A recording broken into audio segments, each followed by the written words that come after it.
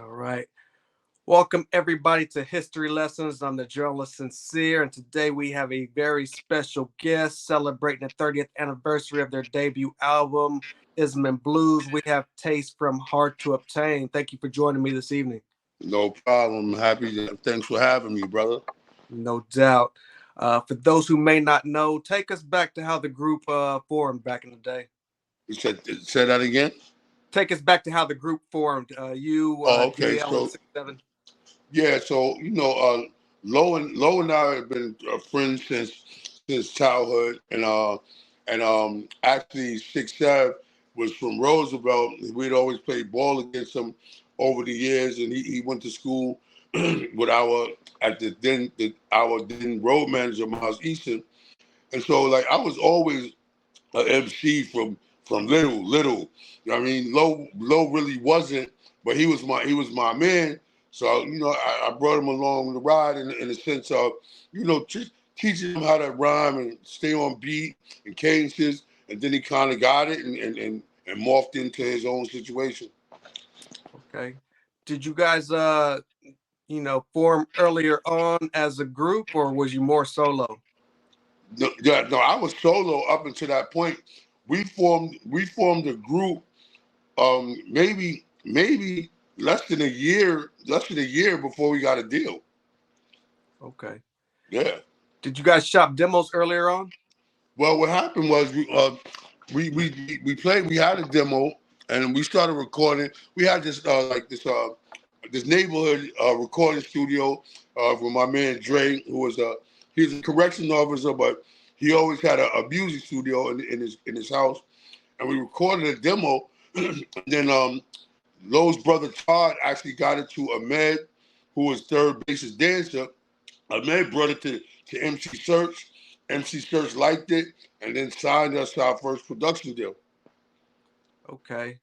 So from that point on, what singles came out of that before the album? Well, even but before that, Search tried to offer us a deal that I wasn't too fond of. But in the interim of being signed to Search, we had met some people. So I ended up meeting the SD50s. You know what I mean? Dante Ross, Geeby, and Gamble. And from there, we just started recording joints. You know what I mean? And then they actually shopped our demo. Okay. What were some of the earlier labels that was interested before you guys ended up at Atlantic? Well, I know we had Jive Records, uh, and Quincy Jones's label at the time, and Atlantic. As a matter of fact, I believe Tommy Boy as well. But yeah, Atlantic at that time we thought was the best situation. You say it was the best situation. What exactly were the details, and why did you feel like Atlantic was the best home for Hard Well, to? there wasn't like at the time Atlantic really didn't have any hip hop acts.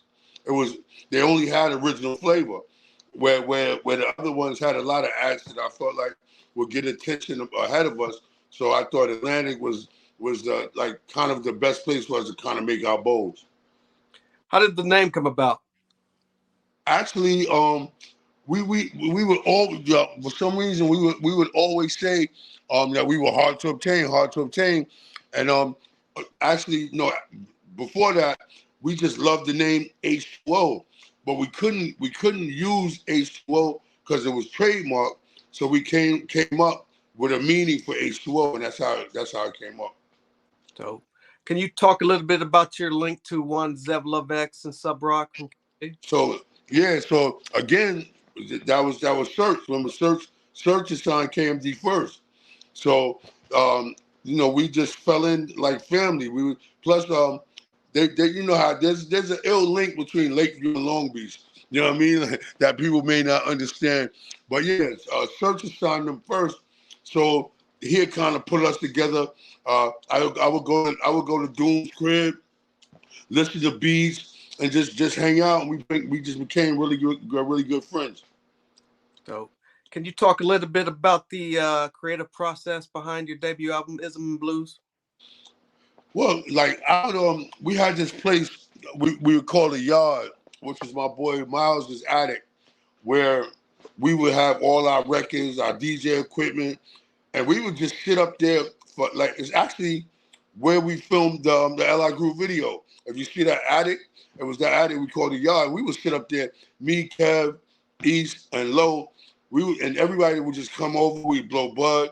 That time drinking 40s of beer, and we would just sit up there and create, spin old school records, write rhymes, or listen to beats from producers, and just you know what I mean. Like during the course of our day, that was our day. And we just sitting up there creating. Right. You mentioned Li Groove. I believe that was your first single. Is that correct? Yes, yes. What do you remember most about when that hit the streets? The reaction from the people and your peers.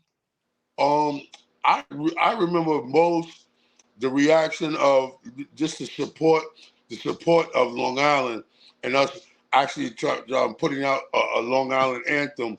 And I remember the support because we actually filmed the video in our hood, like, and we filmed the video as if it was a day in our life, from gambling at the store to playing ball in the park to us in the yard creating. So it was just a natural, it was just our natural day, putting it into words and putting it into a visual, and people really got kind of they stuck with it. They loved it because we didn't go outside of who we were. Right. How did life change for Taste personally after that video started making its way across the area? More so than anything, it was the relationships that we started to accrue by doing shows. I met, uh, first of all, Original Flavor. Jay-Z was basically a part of Original Flavor. So just meeting people like Jay, Big, Premier, and just the relationships that came along with us being in the business and having a semi-successful record at that time was the most life changing, because I actually ended up turning that into a marketing career afterward. Okay, we'll talk about that momentarily. What was the creative process like working with the SD50s? It was dope. It was dope with them being one of the leading producers and boom at that boom bap in the golden era. It was dope to be able to get those kinds of beats and a plethora of beats from that level of producer, and also for that level of producer to be able to critique us in the studio. You know what I mean? You gotta remember that at that point they were working with leaders in the new school, Brand Nubians, Pete Rock, CL Smooth. So it put our professional level up on that level, the professional sound among the top of the top, which I was always very thankful for. Right. You also had DJ Nasty on Yeah, the DJ Nash. project. Yeah, How did absolutely. you come into the Now Nasty, which is ironically, he's the only other producer on the album.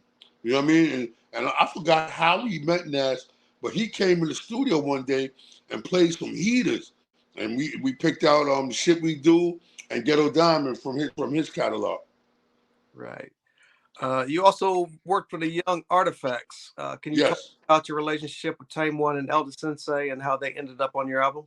Well, we were all under the same management, which was Babito Garcia, and so like we would hang out all the time. We'd be in the studio all the time, and I just thought they was dope as shit. You know what I mean? Tame and L, but Tame was crazy. Like Tame was crazy with it, and I didn't hear them on any features at the time, so I just thought it would be dope for them to be part of our first album. Right. Also, what was those studio sessions like with those guys and studio sessions in general? Oh man. See, the thing about the studio sessions, we were actually prepared because we actually recorded the whole album in SD50 studio.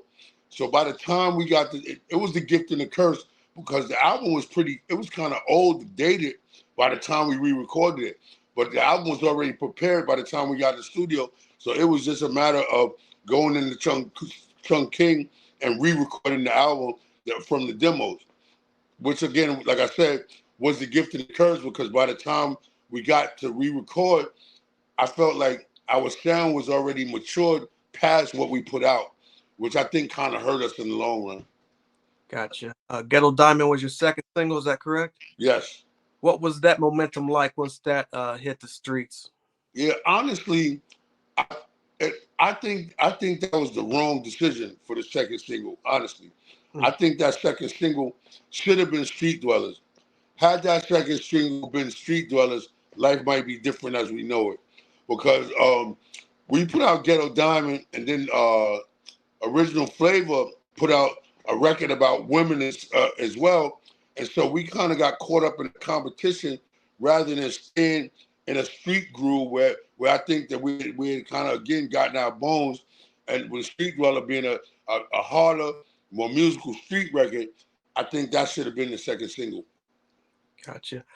What did the review say when the album dropped? What do you remember most from, say, a Source magazine? Yeah, I remember getting 3.5 stars in the Source, which at that time was very good. You know what I mean? And I mean the reviews that we got on the album were pretty good. We got a lot of good reviews.